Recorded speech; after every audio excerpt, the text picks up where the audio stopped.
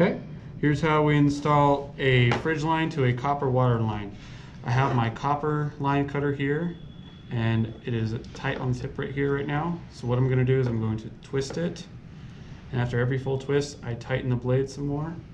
Not very much because it can ruin the blade. And I just keep turning, tighten, turn, tight, turn, tighten it, turn, and tighten it. Okay, now that that's off, get rid of that.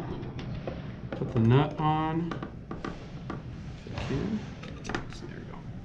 Put the sleeve on, and it's important to use brass on copper like it is with plastic on plastic. Okay, then my compression insert goes in the top of the copper here. And I put the valve to the copper, or the compression insert. I push to make sure it's got a secure connection. Thread the nut to the valve. There we go. Now it's at finger tightness. That was terrible. Start tightening the valve to the nut. Okay.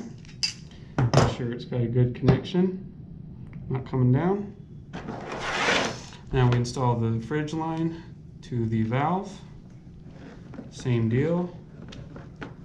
Make sure it's tight as you can with just your hand. Wrong way. And tighten that.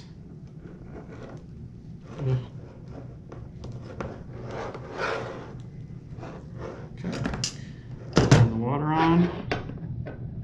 There's no leaks when it's connected to the water. You got a secure connection. If there's leaks, you got to redo it.